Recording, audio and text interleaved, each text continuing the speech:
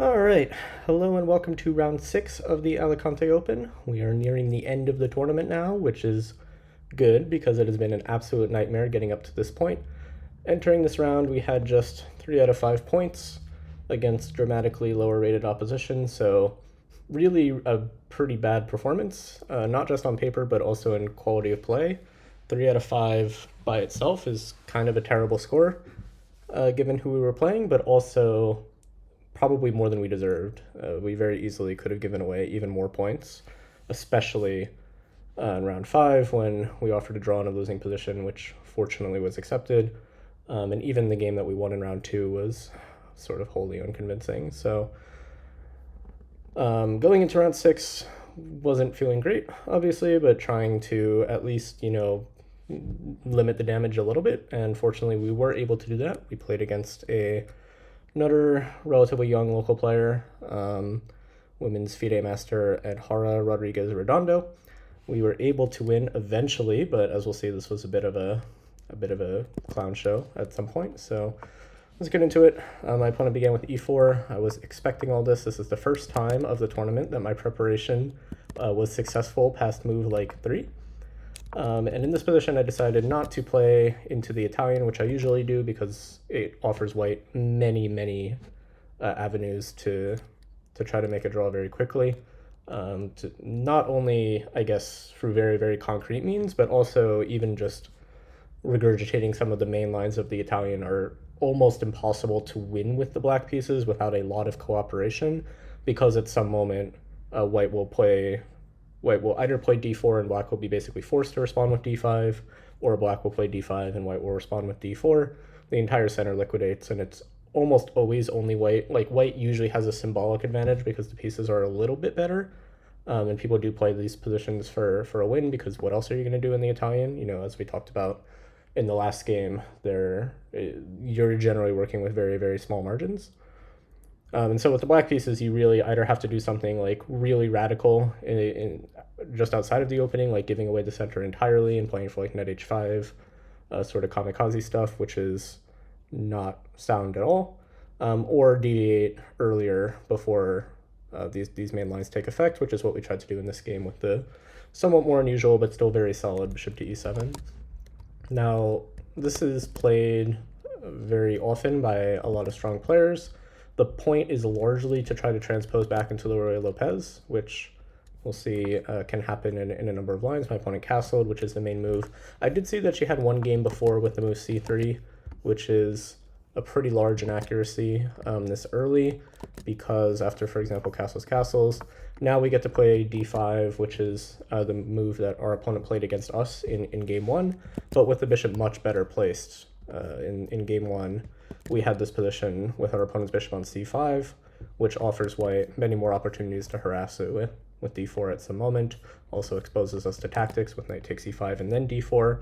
And generally, when this bishop does get harassed, it tends to slide back to e7 anyway, as its best square. So having the bishop already on e7 means that we're almost working up a tempo on those main lines of the Italian with d5, which are already sort of perfectly acceptable for black. So with the extra tempo, black is definitely not worse. But my opponent this game played the correct move by castling first, and after castles, white has a couple options on how to continue, but rook to e1, as my opponent played, is perfectly fine. I think it's the main move. Now d5 is not possible because the e5 pawn is indirectly attacked, so black instead plays d6 to shore up the e5 pawn. This is pretty much going to be necessary at some point. We don't strictly have to play d6 on this move. We could instead play a different move like a6 or something along those lines, but we're going to have to play d6 eventually to open up this bishop anyway. So the only reason to delay it would be if we're able to play d5 in one move, which rook e1 ensures that we're not. So there's no reason not to play this move immediately. Now, the other point of the move d6 is because the e5 pawn is defended, this knight is free to roam, and so knight to a5 is a very immediate half threat. I mean, calling it a threat is a little generous, but it is an idea. I'm just trying to liquidate this light square bishop, and this is where we can start seeing some potential for transpositions into the Ruy Lopez, because If our opponent plays a move like she played in the game, a3, not the most accurate, but a move, then after knight to a5, the bishop slides back. Maybe even a better illustration is if white plays bishop b5. There's no purpose to this move, but just to illustrate something that can happen, like this sort of thing would be sort of a direct transposition into a closed Roy Lopez structure, even though, you know, again, most of the moves in this line don't make a lot of sense. So after a3, typically white plays a4 instead. It's very much the same idea of giving white the a2 square to tuck the bishop back to, in case black does eventually play knight to a5 at some moment, which I do believe is actually one of the main moves here. But a4 is a much more active way to do it because white is planning to claim even more space on the queen side with a5 and, if allowed, even a6. And black does need to contest this a-pawn push immediately. We saw in round 5, we did a very similar idea in the Italian by starting with a4 and sort of brandishing the idea of taking a lot of space on the queen side, even if whether or not we actually do it. The same principle applies here, which makes sense because this is a very similar position to the Italian. But my opponent chose a3, which is basically the same idea, but a little bit less aggressive. And so I think that, I mean, during the game, I thought that a3 is kind of an indication that my opponent is not really trying to win this game. If they were trying to win, then they'd probably go a4. Just the exact same idea, but a little bit more to the point.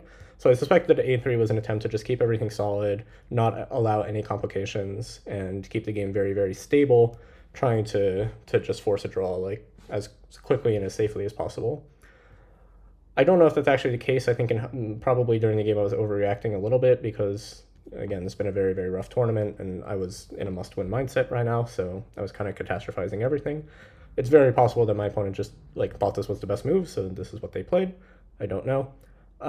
But in any case, I decided that the difference between a3 and a4 really shouldn't matter to me that much. I'm just going to continue the same plan. There are two ways that black can play this position. One is to play knight a5, like we talked about, force the bishop to move back, and then follow up with c5, reaching a kind of Roy Lopez type structure where black will sort of continue to play on the queen side, probably bring the knight back to c6 on the next move, probably play for d5 at some moment, maybe with bishop e6 first, even allowing the exchange. As we saw in the last game, doubling the pawns is not generally a very, very big concern for black, so playing for bishop e6 and then d5 is perfectly reasonable. And in general, the position takes on a very Spanish, not a closed Roy Lopez type of character. The other way that black can play, which is what I was intending to play against a4, is a much more aggressive approach, starting with this very odd-looking move, king to h8. Doesn't make a lot of sort of positional sense, or like this isn't an idea that should be very intuitive, so you probably suspect correctly that this is connected with a very specific point, which it is.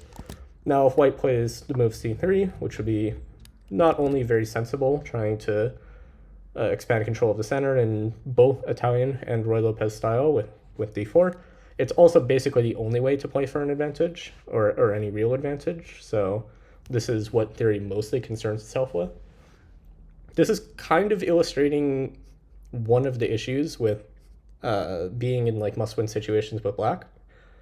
It's not necessarily so much that like you're afraid your opponent is going to kill the game entirely. You are, but chess is a very complicated game. Like there aren't really that many ways that white can actually just like really force a draw against an opponent that is insisting on maintaining some kind of imbalance, especially if the second player is willing to take some even heavy risk. But the problem is that you're often going to find yourself in like this weird situation where you can't prepare very well, because all of modern theory is sort of based around this push and pull of white is trying to get an advantage, black is trying to equalize. You know, the game has sort of organized itself around this attacker versus defender role, much more than just like a color, you know, the player with the white pieces, the player with the black pieces. So a lot of moves that you would never consider and have never been played before, probably never will be played again, that no human would really consider under normal circumstances start to become much more viable, because if you're playing the white pieces and you only need to draw the game, like you can kind of play like a lot of different moves in this position. A move like h3 obviously doesn't really do anything for your position. It's not really a winning attempt, but it's not bad. I mean, it's a useful move. It improves your position slightly. It prevents some ideas like bishop g4 or whatever. So you're not going to be like worse after such a move. Even a move like an actively bad move, like I don't know, like bishop a2, something that is just like wholly unnecessary, like going to be perfectly fine. Like black's not going to be better. It's not going to give black like any new opportunities. It's just something you can do. But if white does go for c3 in this position, we do have to like concern ourselves mostly with, okay, what if our opponent plays the best move? The best move, of course, is c3, and now black's idea is to slide the knight back to g8. This is why our king has vacated the square, and black wants to play for f5. If white plays some like random nothing move like knight d2, then after f5, black is doing just sort of extremely well. There's no reason that black should be any worse, and it's a very complex position that black should have very, very good chances in. We're opening the f-file, which is going to provide some ability to put pressure on white's king side. We're also deflecting the pawn from the center, so we can take it ourselves with, for example, d5. If white doesn't take, we can consider either playing f4 and then playing like g5, h5, starting a kingside pawn storm in like a King's Indian defense kind of style. You could also consider taking on e4, just opening up the f-file, playing for like bishop g4, putting a lot of pressure on f3. And so, white is obligated to do something very quickly against this idea, even though black has spent some time and very strange looking moves to accomplish it. And the obvious sort of way to try to punish this is d4, trying to take a foothold in the center before black has the opportunity to play f5. Fortunately, for sort of tactical reasons, black can go ahead and play the move f5 anyway. Now, white pretty much has to take on e5.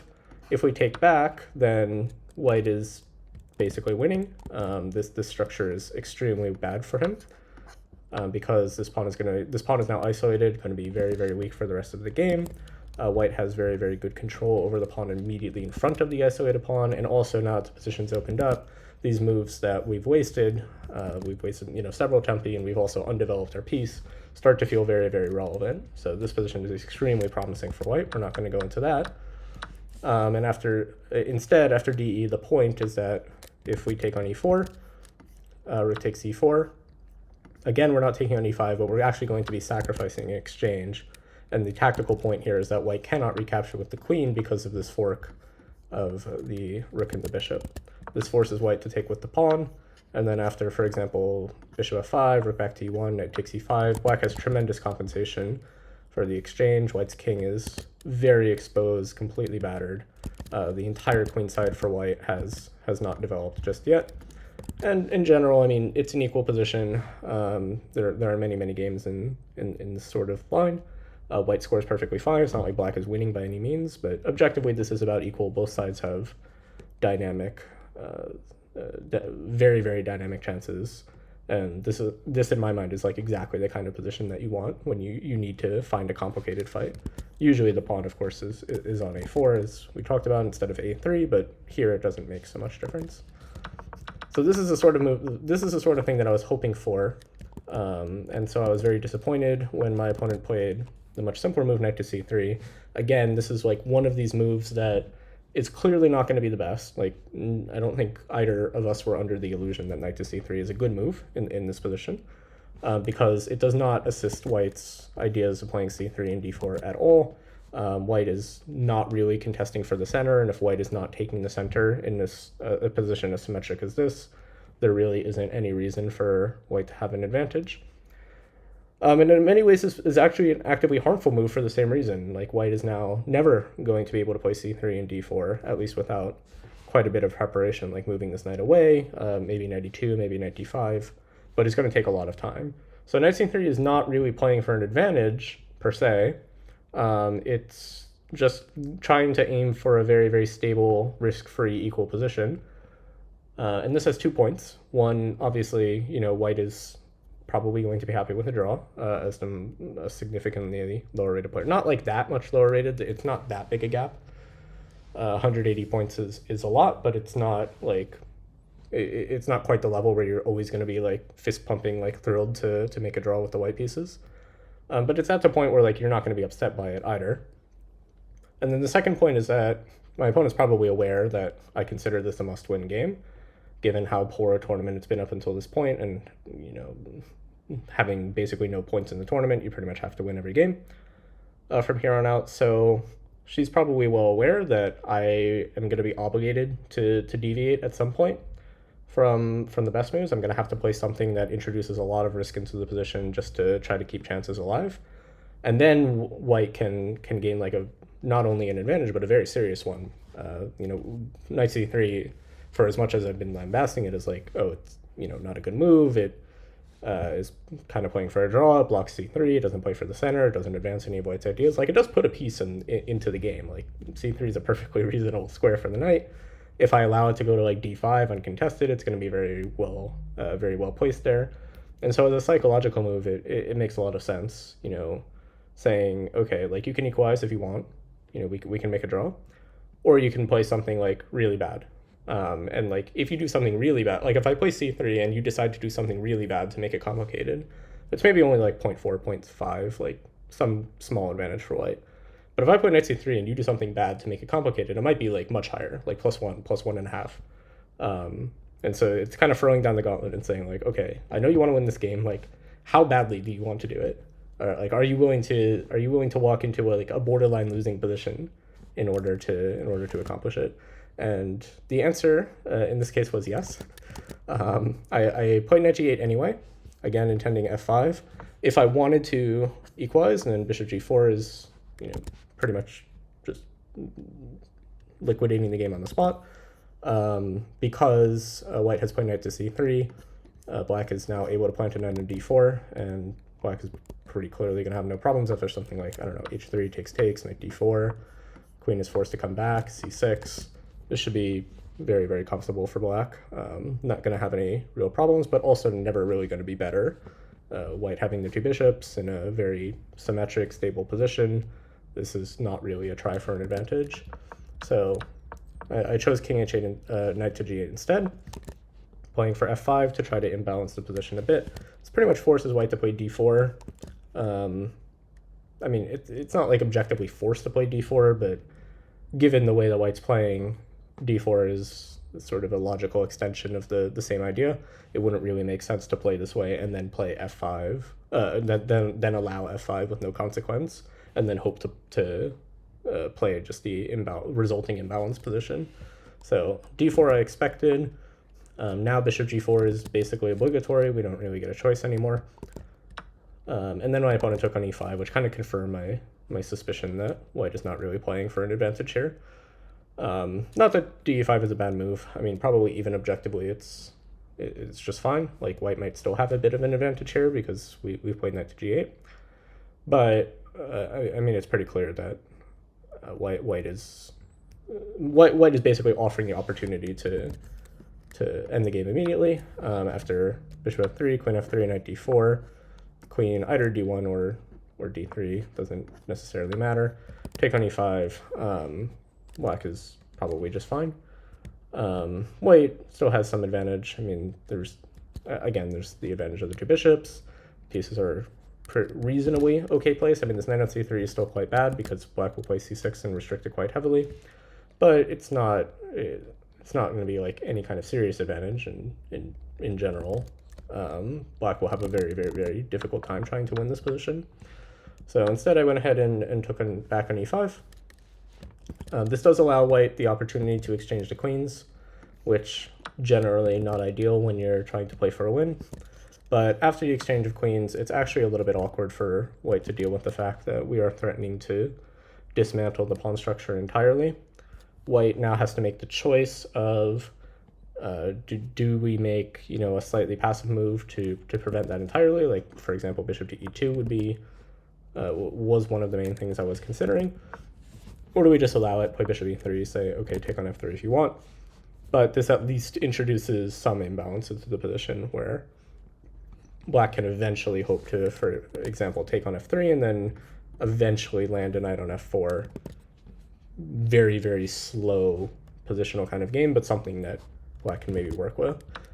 And so my opponent, again, you know, I don't know what her mindset was, if at this, like maybe at this point, because white is very clearly just quite a bit better here after DE, that maybe she's now thinking, okay, like now I can win this game. Like I've forced my opponent to do some weird stuff. Maybe now I'm playing for a win. Or maybe she's still thinking like, okay, let's just go for the safest possible thing, and taking on D8, even though it's like pretty safe, is not like the 100% like guaranteed draw that I'm looking for. So she played bishop to e3, which during the game I was very relieved to see, because if my opponent does trade queens, then okay, like realistically, there's sort of like the makings of an imbalance briefly, but it's still a very, very long way to go before not only like it's a very long way to go to actually win the game, but it's a very long way to like even get like a sniff of something to work with to win the game.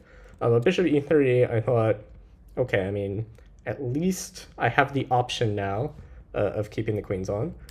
It should be noted that this is also kind of a draw offer. I guess it should be noted because after takes on f3, takes on f3, knight d4, takes, queen takes, I don't know, bishop back to a2, for example, it's pretty clear that this is mostly a symbolic advantage for white. Like, white does have a decently better bishop on a2 than this bishop on e7, but realistically, it's an opposite color bishop position. It's completely symmetric.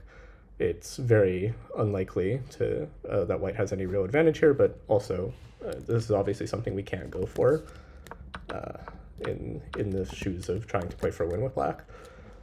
So instead, unfortunately, we had to make a very, very awkward looking move, which was the very bizarre move queen to e8. Not a move that you would play or even consider under normal circumstances, but in this situation, I think it's the only real way to try to generate something with the black pieces. We are keeping the queens on the board, which is good. We are sort of planning to bring the rook to d8, which does allow us to go knight d4 without having to give away our bishop first, which is good. We can maybe someday in some like kind of fanciful fairy tale land make use of this queen being on e8 by playing something like f5 or f6, sliding the queen over to g6 or h5. Maybe like there's sort of like the scope, the beginnings of like a role for this piece being on e8. Like you can kind of contrive a reason if you squint really, really hard. And so that was kind of good enough for me. I mean, we keep the queens on. It's not like the stupidest move that you could ever come up with. It's pretty close, but it's not quite it. So I went ahead and played queen to e8 and just kind of held my nose and hoped that I wasn't losing immediately, which maybe I was. Who knows? My opponent played h3 here, which makes sense. There's, you know, this is basically just putting the question to the bishop immediately, asking whether it wants to stay on this diagonal, which, you know, probably doesn't, but it does. Maybe a better way to put it is this kind of forces it back to h5 because we're clearly not going to slide it back to like c8 or d7.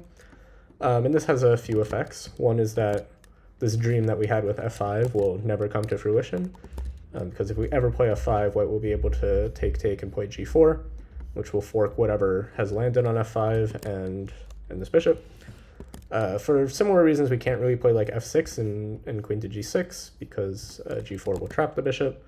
White might not be able to take it immediately because of this pin on the g file, but it will eventually fall after the king moves away. So we're not really making use of that. And then lastly, if we do ever play something like f6, then the e6 square becomes a very big hole that we're no longer defending with this bishop on g4. So for example, if we played f6, maybe at like, let's say white plays, what's like a sensible move in this position? Like, I don't know, maybe like queen to e2 or something. I don't know, like after f6, then white can consider planting a bishop here, not for any immediate purpose, but for example, this some combination of moves like starts to threaten ideas of like bishop d7, rook d7, starting to bring more and more pieces into the game. This also interferes with black's defense of the c7 pawn, so knight d5 becomes a very big threat. Now there's no rook c8 or anything. There's a lot of useful properties of forcing the bishop back to h5, so I think it makes a lot of sense to do it now. Black, again, sort of has the option technically to take on f3, and here it probably wouldn't be quite as clearly equalizing as it has been. Like, if we play takes, knight to d4, takes, even something simple like that, like probably something like knight d5 or knight b5 is even better, but even after something like knight e2, black is clearly not better. The bishop is very, very well placed for white, whereas black is not. This 4-on-3 majority on the queen side that black's like advantage is in the position is very, very difficult to mobilize, whereas white's 4-on-3 advantage on the king side is very mobile, and more importantly, white's pawn majority is on the side where the kings are. So white is very likely to be able to make an attack occur with his pawns advance. Whereas if we do the same thing and somehow manage to make our pawns advance on the queen side, which still isn't that easy, to be clear, like we would like to be able to play some like complete, just throw all the pawns down the board, b5, c5, a5, like c4, play for d3, try to get this pawn mass rolling, but it's very difficult with this very, very powerful bishop in the way. If we ever play c5, then d5 will be a perfect outpost for the bishop that is going to be very, very difficult to contest without a light square bishop of our own. But white, on the other hand, can very easily mobilize his pawn mass, g4, f4, e5, f5, etc. And because our king is on the king side, white has many more tactical options available to push the pawns even further to the 6th rank.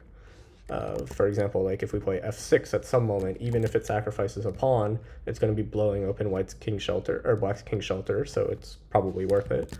Comparatively, if we ever play c3 on the queen side, then sacrificing a pawn doesn't really have any purpose. We're almost certainly just going to be down a pawn for nothing. So probably white is much better in this position, but or maybe just a little bit better, but white is... It's clear that white has some advantage. The only question is how much.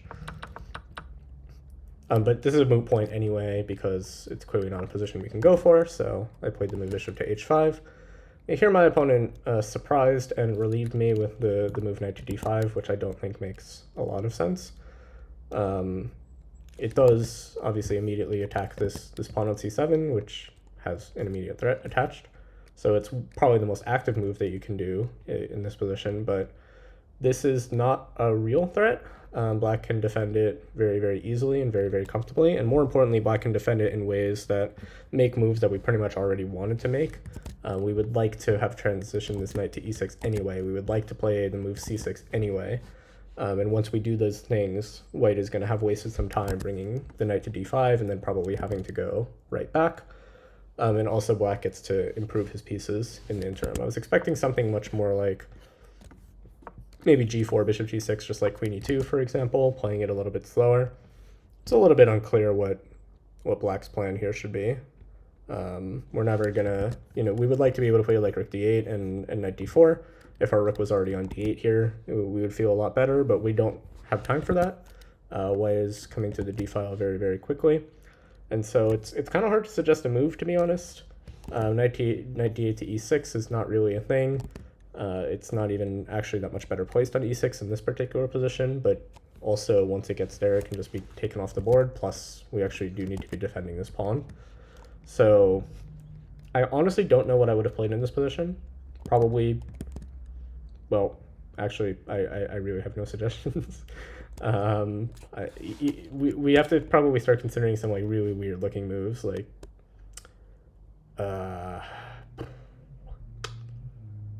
even like queen c8, trying to get the other rook to d8, maybe. Maybe like bishop f6, really trying to put something on d4 at all costs. Maybe h5, I guess, is trying to introduce something on the king side, but overall I think this position is probably really, really bad for black, maybe even on the edge of lost. So I was very relieved to see knight to d5. which gives black the opportunity to untangle a little bit. I played the move bishop d6. I'm not sure if it's the most accurate. I was mostly trying to decide between that and rook to d8. Eventually I decided that bishop d6 just seems reasonable in general, because we're eventually going to want to transition this bishop to well, not really transition the bishop anywhere. Like, we would like to trade off this bishop because, you know, as I'm so fond of talking about, white's pawn structure is sort of centered around light squares right now. Black's pawn structure is sort of centered around black squares for now, or at least the parts of the pawn structure that are stuck, like stable. White's pawn is pretty much always going to be on e4. Black's pawn is pretty much always going to be on e5, and because those pawns are there, it's very likely that black will play f6 at some moment. Maybe white will play f3, and so we'll end up with this like light square pawn chain versus this dark square pawn chain, which means that we would like to have the light square bishops on the board and not the dark square ones. So bishop d6 obviously looks like a little bit bizarre from the perspective of trying to trade the bishops. It's not clear that we actually accomplish anything by doing it, but we'd really like to trade this bishop for this bishop and not so much for a knight. So I thought bishop d6 made some sense, but maybe rook d8 was better. I'm not 100% sure. And here my opponent surprised me again by going for g4 now, which I thought, okay, on the one hand, like, g4 is probably a good move. It's forcing the bishop back to a very, very passive square on g6. It's going to take quite a while for this bishop to get back into the game. But on the other hand, I should be very happy because, you know, previously my opponent really wasn't doing anything. And by doing nothing, the position remains very, very solid. It's very, very difficult to find any kind of avenue for an attack or an imbalance, like really anything. G4 flips the script, and now suddenly white is, you know, accepting a little bit of risk because this does compromise the integrity of the position, but is being very, very aggressive in the meantime. So, you know, a little bit of a mixed bag of emotions. Like, we're happy that the game is becoming imbalanced, but on the other hand, if your opponent, who has been, you know, at least visually pretty comfortable with the draw for most of the opening phase, and then suddenly they play g4, you know, a move that does carry quite a bit of risk, then they must think that the position is like so good after g4 that they're willing to take on that potential of it backfiring. And, you know, my opponent's a very, very strong player. They're not like a grandmaster, so they will be wrong sometimes, but a 2200 is more than good enough that you kind of expect their evaluation of a position to be right more often than not. And so if my opponent thinks that g4 is like an overwhelmingly good position for white, which it kind of has to be for her to go down this path, then we should also be a little bit nervous and at least respectful of the opponent's idea. But it doesn't really change the move that we play. Obviously, we have to go back to g6. Here my opponent played the move bishop to d3. I didn't immediately understand the point of this move. Well, other than, I mean, obviously e4 is attacked and it has to be defended. But I was expecting white to defend this in really any number of other ways. Knight to d2 seemed very reasonable to me because this knight on f3 has kind of outlived its purpose. Transitioning it to the queen side makes sense. Also prepares f3 to really solidify the king side pawn structure. Other moves like moving the dark square bishop somewhere to defend the pawn with the rook also made sense to me. But I realized I realized pretty quickly after bishop d3 is played that white's idea behind this is just to start sliding the c pawn down the board and grabbing a bunch of space on the queen side, which is a kind of primitive but very powerful idea that we do need to be very, very careful of. A line that I spent calculating here quite a bit was, can I play rook d8 and just allow c4, with the idea that we can try to occupy this hole with d4, knight to d4, which also interferes with c5. We can just take it now since we blocked off this bishop. And now if white takes twice, we can play c6, force the knight to move, maybe to c3 or something, and then try to exploit this big logjam of pieces that white has stuck on the d file. But in this position, I really couldn't figure out a concrete way to do that. And more importantly, I thought knight to e3, intending bishop c3 was even more underscoring that point, partially because now if white did play knight to c3, we could at least play like c5, force the bishop back to e3, and then maybe we can even just play down a pawn, and it's not going to be so bad. But with the knight on e3, this bishop stays on this very, very powerful diagonal, and we're never really going to have moves like bishop takes a3, trying to recapture the pawn, because white will have this desperado available at any moment and remain up a full pawn. So eventually I decided not to do that and to instead preempt c4 in the much more direct way by playing the move knight to d8, intending to go to e6. Again, this is sort of a move that we weren't too unhappy to play anyway. We would like the knight to be on e6, and we would also like to put the pawn on c6, so this is useful regardless. The fact that it stops this c4, c5 idea is just a nice bonus along the way. So my opponent decided to change plans now and play for knight h4, which makes a lot of sense. The knight is coming to f5, where we almost certainly won't be able to take it because our queen on the e-file will start to come under some very, very serious pressure after he takes f5. So the knight will be able to live on f5 for a very, very long time, and that's a very, very powerful position for it, where it has potential to put pressure on the king side, it's potential to jump to d6, lots of available options. Nonetheless, we have to play c6. The knight comes back to c3. So again, you know, this knight d5 move, white has basically invested 2 tempi to force the move bishop d6, which isn't that bad a move for me. You can argue, I guess, that because bishop d6 was forced, now white has been able to play knight h4, but that's really the only merit to this idea. So at this point, I was starting to feel not quite comfortable, but like we kind of got what we wanted. We got a position that probably objectively isn't quite sound, but it's strategically imbalanced, it's complicated, there are things to work with for both sides, exactly what you want in this kind of must-win situation that we have. So I played knight to e6, again, just completing the maneuver. My opponent played knight to f5, again, completing her maneuver. Both sides are just executing the simple plans. And here I put the move bishop to c5, now concluding the plan of trading off the direct square bishops. My opponent played queen to f3, which makes sense. I took, and here my opponent made a very interesting decision. There are 4 ways to recapture on e3, and all of them are not like entirely unreasonable. I was expecting probably the queen, because the queen is very well placed on e3, and white doesn't really need to fear knight f4, because knight to e2 will always trade off that knight. We're not going to be able to sort of really solidify an outpost until we execute like some kind of very, very slow plan that involves getting this knight to f4. Since that most likely has to go for g6, we're going to have to include like either f6 and bishop f7 or h6 and bishop h7 to really punch that idea through.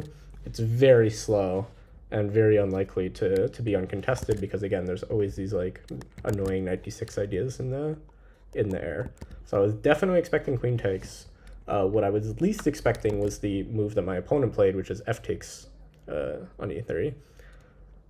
It's not the most unreasonable thing of all time. I mean, it does control the knight very, very well. It can no longer go to f4 or d4, but it has really compromised white's structure as in compensation.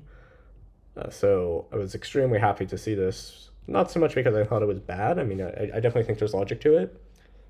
Maybe objectively it's also bad. I don't know, but I definitely felt that this was giving me some strategic chances. I played the move rook d8. I'm not sure about this move in hindsight. I think maybe this was a little bit sloppy. The rook probably does want to be on the d-file eventually, but this plan might be a little bit slow. I mostly played it because I didn't want to allow any knight d6 ideas eventually, but right now knight d6 is not a problem because white has taken with the pawn instead of like the queen or something. I think mostly what happened here is like rook d8 was just kind of pre-moved in my head, like against like pretty much anything. So I didn't really see a reason to deviate after fe, but it might have been better to just play something like knight to c5 immediately. I did, however, play rook d8. My opponent played h4. I didn't know how to feel about this move. I mean, white's not really generating any kind of attack, so we don't really need to be particularly concerned about that. White is also not threatening to trap the bishop. We can always take on f5, and if this knight moves away to try to prepare to trap the bishop, we always have f6, bishop f7 very comfortably. So, it's not really a move we should be scared of, and it does continue to compromise the king side a little bit. But at the same time, it does control some squares on g5. h5 eventually is like a real idea, because, I mean, yes, we can take, but that will allow white to correct the pawn structure. And so the question will sort of shift to become, can we take advantage of the king side rather than can we take advantage of these weak pawns? So I wasn't sure how to feel about it, but I had like these more immediate concerns of what exactly I'm going to play in this position. The very natural thing to want to do is to play something like f6, intending bishop f7, trying to get this bishop back into the game. But I started to get concerned that after something like rook d1, bishop f7, bishop to c4, it's actually very difficult to defend against knight d6 here. We can't play like queen e7, the knight controls this square. We can't really like defend it with a piece either. And so, and there's also just like stuff along this diagonal. The bishop, this light square bishop, even though it's white's bad bishop, since many of the pawns are sort of stuck on light squares, does have an immediate kind of role here, where it does put actually quite a lot of pressure on black's position in the very, very short term. So I started to spend a lot of time thinking about moves like maybe I play b5 just to deprive the bishop of the c4 square. Maybe we try to play like, sorry, instead of f6, maybe b5. Maybe we try to play something like rook d7, just try to contest the d file immediately. A little bit more to the point. But eventually I decided that, okay, if we're not playing f6, bishop f7, and we're kind of already mentally committing to the fact that this light square bishop is probably going to be traded, like what is the problem in our position? And I came up with a probably pretty controversial idea, which is that once again, despite how bad white's light square bishop is, it's staring at nothing and very likely will be doing so for a long while. We actually need to get rid of it, or it's going to pose just so many immediate problems for us that we can't, we're not going to be able to do our long-term plans if we don't survive a few moves. And so I played the move knight to c5, intending to trade off this bishop, which I didn't feel good about. In hindsight, I think it probably was correct, but certainly practically I think it made sense, just because otherwise we'd have a lot of things that we need to, like, we'd have to be very, very precise if we don't get rid of this bishop, and if we get rid of this bishop, it might not be the most objectively correct thing, but at least it reduces our burden of execution a little bit, which is especially important because by this point we were both very, very low on time. I think at this point we had about 10 to 15 minutes remaining a piece, and again, that's it for the rest of the game. There's no extra time at 40 moves or anything. In any case, my opponent played rook d1, makes sense, defending the bishop. I went ahead and took immediately, which has sort of two purposes. One, obviously we're getting rid of the bishop it could potentially be annoying for us, but we're also setting a little bit of a trap. If white does take with the rook, which would make some sense, if white does take with the pawn, then the rooks are kind of in a little bit of a logjam. They both want to be on the d file, but only one of them can.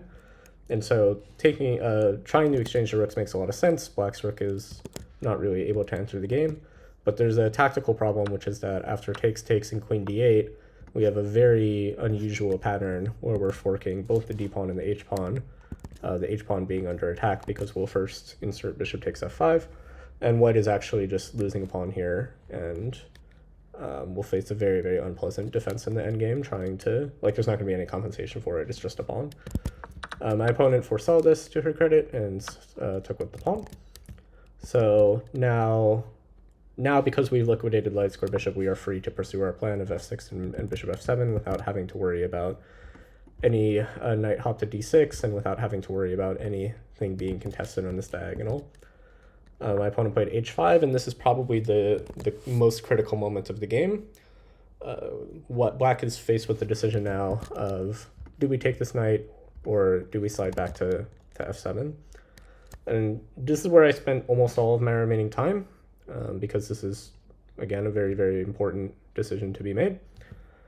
If we go back to f7, we do preserve our bishop, which is good.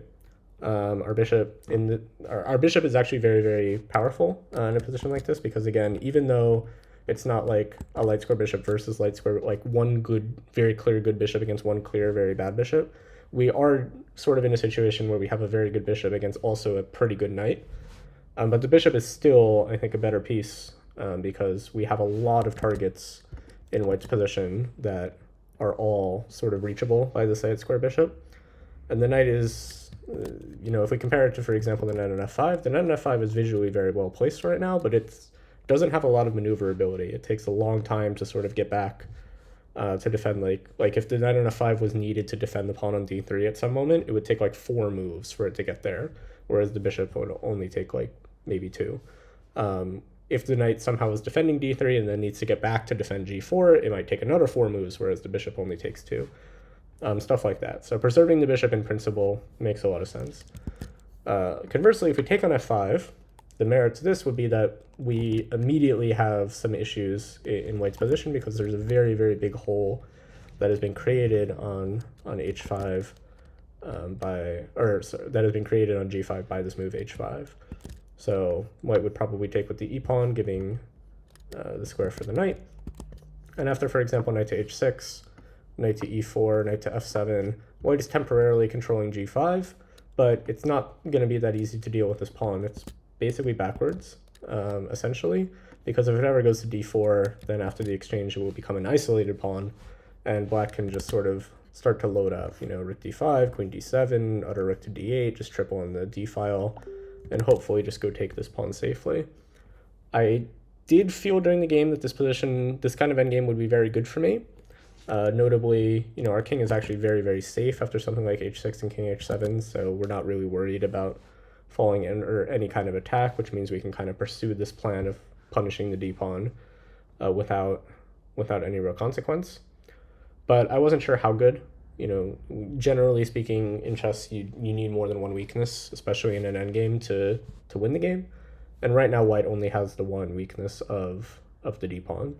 So eventually, after a lot of thought, I decided to go to bishop preserve the pieces and play bishop f7 instead. I think in hindsight that was wrong. I probably should have taken an f5 instead, gone for the very good endgame, because the position that we got after bishop f7 I don't think was clear, or certainly not clear enough to justify not taking what's objectively a very, very pleasant endgame. This was partially based on a miscalculation. My opponent played d4, which I expected. White is trying to liquidate the weak d3 pawn. And now I thought that part of the point of bishop f7 was we can throw in this, I thought, important move bishop to b3, which interferes a lot with white's defense of it, because now after rook d2, this pawn is pinned along the d file, and that gives us a pretty free hand. Played knight to e7. Now, if white captures, this pawn is really, really difficult to defend now. White can never double on the d file because this bishop on b3 is extremely powerful. And black's plan is just to play, probably rook d6, I guess, rook d8, queen d7, triple on the d file, same story as before. And I felt it was this is probably just a better version of the endgame with knights, because my bishop on b3 is clearly better. Like, if we imagine basically this endgame with either a bishop on b3 or a knight on f7, which would you rather have? Probably the bishop on b3. But my opponent played knight to g3, which I didn't expect knight to g3. I expected knight to h4, but I expected some way of preserving the knights.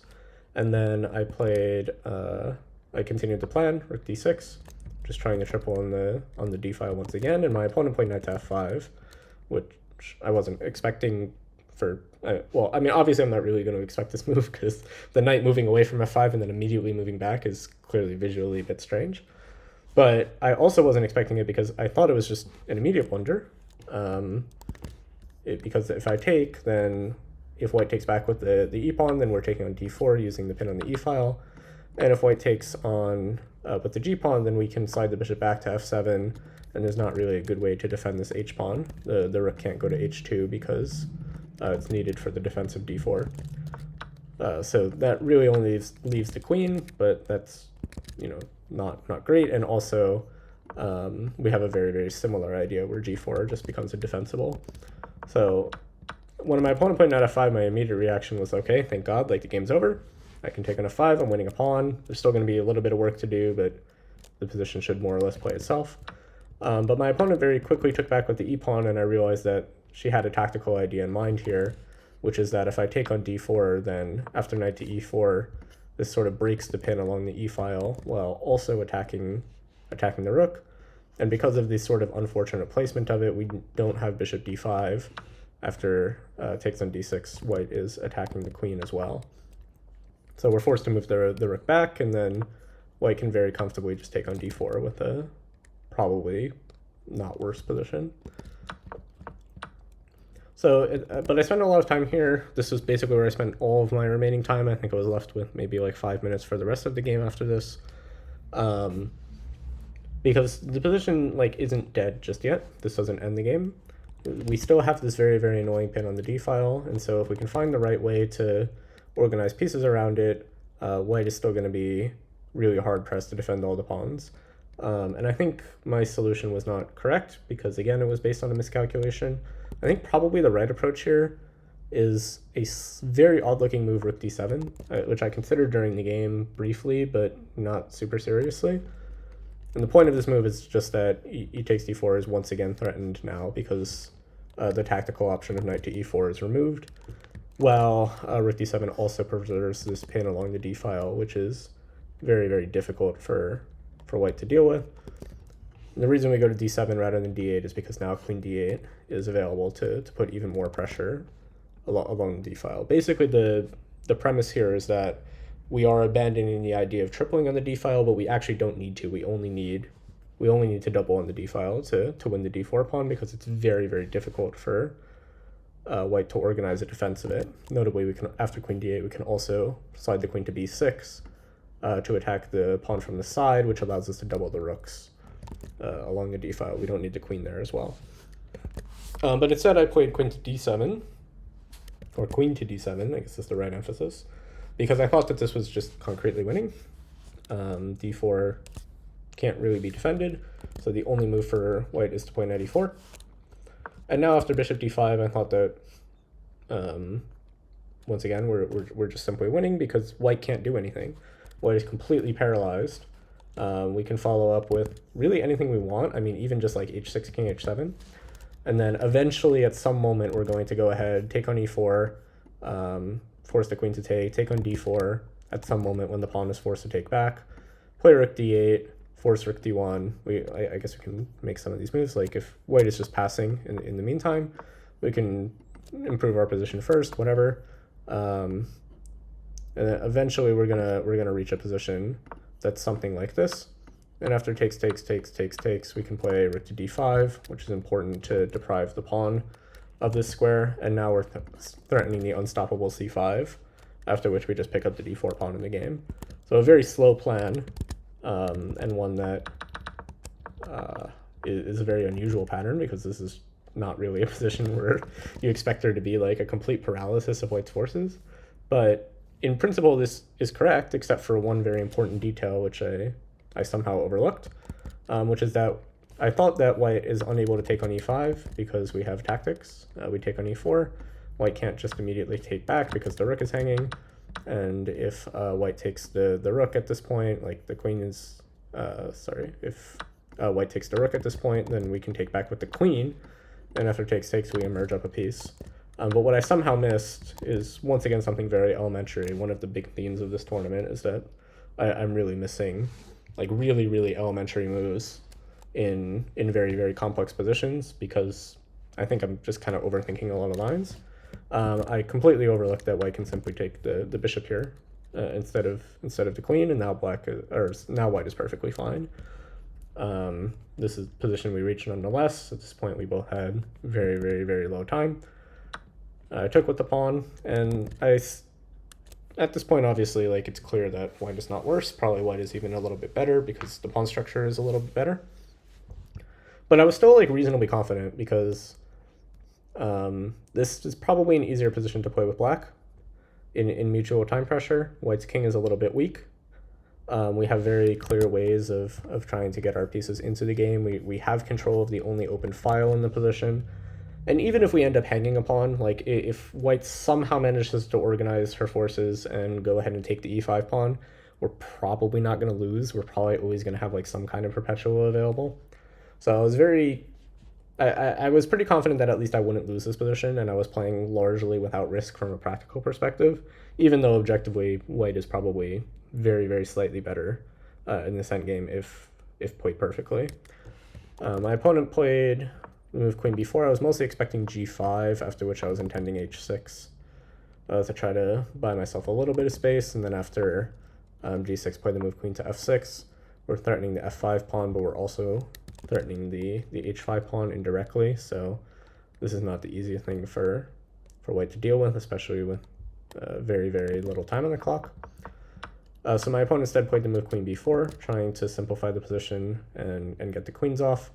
Obviously, we're not going to allow exchanging the queens here, which would lead to a more or less immediate draw, though I did briefly consider it.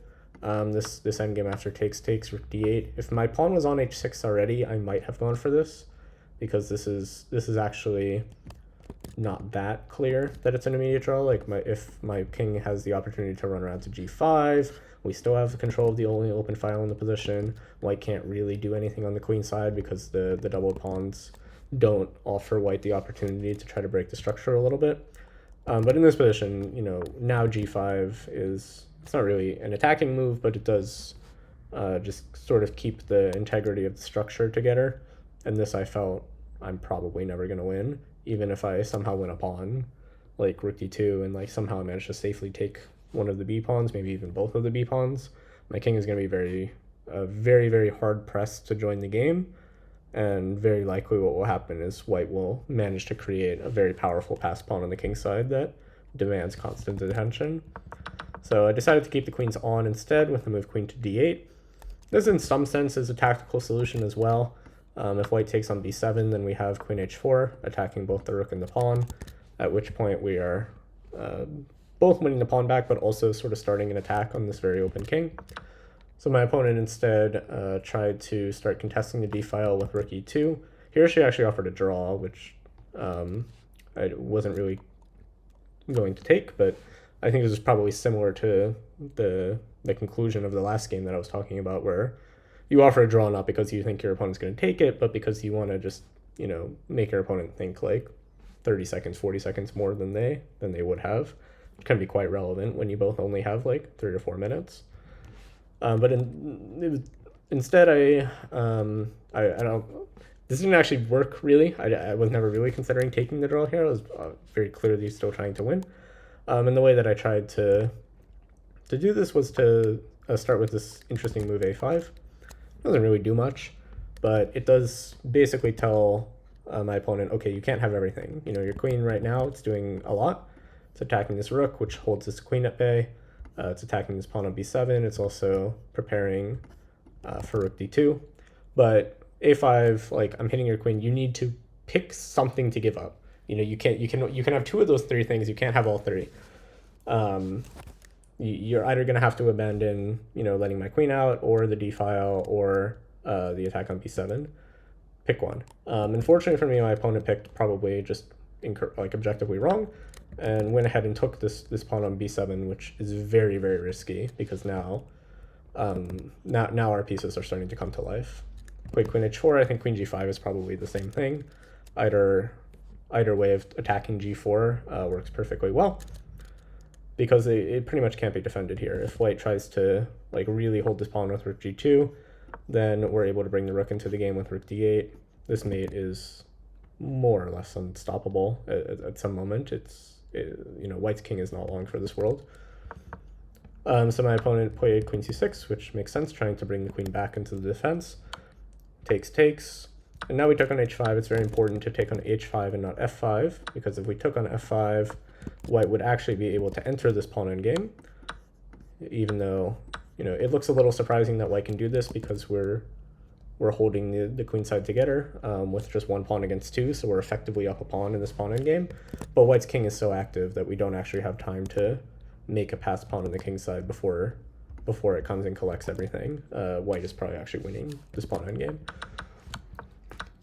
So instead we take on h5, which keeps the position alive. We're threatening his pawn on f5, which needs to be defended, and we're also starting to brandish the idea of bringing the rook in, either along the c or d files. Here my opponent played the move e4, which during the game I thought this was the only move. Afterwards I realized that rook f2 is also possible, and almost certainly stronger, because this keeps the queen a little bit active along its diagonal, and it also adds quite a bit more to the defense. Now rook f1 is possible at many moments. But my opponent played e4, which is very fortunate, because now we're able to get the rook into the game with rook to c8. It's kind of important to use c8 and not d8, because on rook d8, well, it would be able to defend with rook to d2. But after rook c8, there's no corresponding defense, because here we would have the fork queen d1 picking up the rook. I guess technically it's not that important, because after rook d8, rook d2, we can play rook c8 anyway, but, you know, why allow that? So my opponent played rook e1, which I think is basically forced, trying to control the c1 entry square. I played queen h4, I'm not 100% sure of, might not make much of a difference. This just hits the rook, and after rook d1, a large part of the point here was that I wanted to just kind of keep the pieces at bay a little bit more, and importantly, this queen is holding the d8 square, so now it's actually really hard for white to make a move, and so I played just a simple move h6. Just improves the position, gives my king some room, and asks white, okay, it's your move, what are you going to do? What I was hoping was to induce a bit of a mistake here with something like b4, which visually makes a lot of sense. It's like kind of the only way to start generating counterplay, but more importantly, this lets black's rook into the game with rook to c3, and there's not going to be any defense once the rook manages to slide over. But my opponent instead found probably like basically the only legal move that doesn't lose immediately, which is queen to e2. There's not really anywhere else you can put the queen, because, you know, white has to worry about queen g4 check, so the queen can't go too far. The queen also needs to continue defending the e4 pawn, so it can't go many other places. And it also needs to be keeping an eye on this c2 square. Otherwise the rook will invade with a pretty devastating attack. So, you know, you pick the three squares, g4, e4, and c2. The queen was on g2, defending all three, and the only square that continues to defend all three is, or that the queen can reach, is e2. So queen to e2 made a lot of sense. I went ahead and gave this check, king to f1, and then once again just tried to pass the turn to white with the move a4. This has a few purposes. Now that we've played a4, the pawning games are pretty much all winning, because again, we've kept the queen side at bay. So if we do manage to trade all of the heavy pieces here, as long as white's king is not like really far advanced, black is just winning. That poses a really big problem to white, because white is the one whose king is under attack. And because white's king is under attack, there's only two pieces on the board. He's pretty much going to be having to block with the heavy pieces. But he's going to have to do it, or she's going to have to do it in a way that doesn't allow them all to be traded off. And, you know, the whole while has to be worrying about all of the heavy pieces coming into the game, has to be worried about trading the pieces, has to be worried about the king getting checkmated, it has to also be worried about, like, oh, what if the h-pawn just starts running? And all of this has to be done on increment, I think, practically speaking. There was really no doubt in my mind that I was probably going to win this game, unless I did something very silly. Because playing on increment, it's just, at this point we both had probably less than a minute. I might have had like 3 or 4, but nothing significant. It's very easy for black to make moves, very hard for white to make moves. My opponent played queen d3, sensible. Again, one of the few squares that keeps everything defended. I went ahead and gave this check on f4, and after king e1, now the rook is by force entering the game with rook to b8. We are threatening this pawn on b2. We're also threatening to enter the game with rook to b3. My opponent played rook to d2, one of the only moves that defends this pawn. The queen can't really be used anymore because it's really stuck to e4. And here I made, I think, a really quite serious inaccuracy. I should have continued my plan of just keep passing the move to white, improve my position. You know, the king is always going to be weak. We don't need to do something immediate, and just play the move king h7, getting out of any potential checks from the white side down the line. But instead I played the move rook to b3 immediately, thinking, okay, the game's probably just over. My kind of heuristic for this whole position was that if my rook ever manages to invade white's position, then we'll assuredly find some kind of checkmate. But my opponent found a very, very good defense here with queen to c4. I'd only considered queen d5 when I played rook to b3. Again, the queen needs to maintain contact with e4, so d5 in my mind was the only way to do that, because this also keeps the rook on d2 defended. But queen c4 actually works as well, and now white is actually threatening mate in 2. So black does not have time to make like a preparatory move like, I don't know, rook to h3 or like queen to g4, keeping the king out, or keeping the king from fleeing to the queen side. Now, which basically means like we have to do something immediate, and we're not necessarily super well prepared to do that. I played the move rook to e3 eventually, but I wasn't confident, because if white just runs over to the king side or over to the queen side, then, you know, yes, we're able to eventually force the king to c2, which means we can force the queens off and enter a pawn up rook endgame. Not just one pawn, you know, the pawn on f5 is probably going to fall, but I was not at all confident that this rook endgame was winning after just like b3, takes, like, okay, maybe we're even going to win like a second pawn, but I mean, even in hindsight, I have no idea if this is winning or not. I suspect not, just because the a pawn is so strong, but maybe it is. And certainly in practice, you know, these pawns are like, they're going to run on the board fast enough that I'm going to sacrifice the rook for the pawn at some moment. It's just going to happen. And then the hope is that the 3 remaining pawns we have are powerful enough to get it done on their own. I think that's probably likely, at least practically speaking, but objectively, there's probably some way for white to organize a way to run the king back after collecting the rook, and probably will be like just in time, maybe even like a tempo ahead. I'm not 100% sure. But fortunately, we didn't have to find out, because our opponent played rook to e2, and at this point, it's probably very, very close to the end. I played rook to h3, just once again trying to invade white's position, and here my opponent made life quite a bit easier by sort of panic giving this check. This check doesn't accomplish much. The king kind of wants to be on h7 anyway. I was still not quite sure how we were going to end the game after king d1. If we play rook h1, then yes, of course, white can't play king c2 because we'll just pick up the queen in the game. But after rook e1, it's not that easy to crack this. They can play queen f3. Again, queen e2 is not going to be possible because the pawn games are probably winning for black. But if the king just returns to d2, somehow this is really difficult to actually end the game in. And I'm still not 100% sure that this is even winning. Haven't looked at it since, so maybe I'm missing something like super obvious. Like, I guess it probably still is. Like, you can probably play queen f2, rook e2, queen f4. Now the king still can't go to the c file because of rook c1. I guess technically you can go here. Well, maybe I really can go here.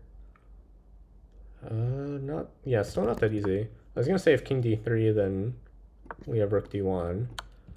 So it pretty much does have to go here. If rook e3, then we can give this check. King d3, queen f1, king c3, rook c2 would be a very concrete way to end the game. So king c3, I guess, is forced, and then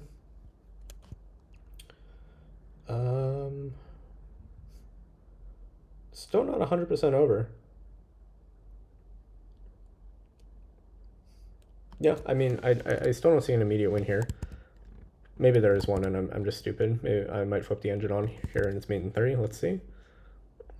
No, actually, very, very close to equal. So my opponent had still some defensive resources available. I mean, of course, we have other approaches as well. I guess after king d1, apparently queen f1 is the winning move. The idea being that after the king moves, wow, we still play king h7. And the position is just so bad for white that, you know, well, I guess white's basically in Zugzwang. There's not going to be any checks anymore. Yeah, and apparently the plan is rook g3, rook g2, just play very slowly. I mean, definitely would have been a better defense because finding this would have been not so easy, I think. But fortunately, my opponent panicked with queen c8, quit king h7, and only now king d1. But now that the queen is not aiding in the defense, we're able to just sort of snake our way into white's position. And after queen b3, mate is coming on the next move. So our opponent resigned. Very long game, very complex game. I mean, one of the last games going because, I mean, well, anytime obviously both of you are in increment, it's going to be one of the later games in the round. So a very, very long game, very, very difficult fight, a lot to look at. And I think probably a lot of learning takeaways from this game. I'm going to have to look over this game like probably several more times when I have time to do a bit more dedicated review. But in the end, the result is what matters. We got the win. There haven't been many full points coming our way this tournament, so the few that we can get is very, very nice. And it is hopefully the first step of a very long comeback to trying to equalize out this tournament a bit. I think there are 3 rounds remaining. I think if I win all 3, then I should probably be pretty close to an even rating change, maybe even plus a little bit, which would be like completely miraculous given how this tournament started. Which, okay, easier said than done. 3 games is a lot. We barely won 1 game. Like, let's not talk about winning 3 yet. But we're going to try to keep the streak going tomorrow. At least we are back in the right direction a little bit. We remember what it's like to win a game again. It also feels good a little bit to get to a time scramble and win a game. Not so much because, like, that's the way you want to win a game. Obviously, we prefer a bit of a smoother victory. But it does help the confidence a little bit in that, okay, like, I can still play on low time. Like, my instincts are there. It's not like, I'm not playing great. I'm not in like my A game form, but it's not like completely unplayable if I'm making moves on instinct. So that helps. We're gonna have to try to take that into tomorrow though. Tomorrow is the final double round day of the tournament, and we pretty much once again need 2 wins. Maybe a win and a half is like kind of okay, but we definitely need to at least start with a win. So we will try to do that. Thank you all for watching, and I will see you next time for round 7 of this cursed tournament.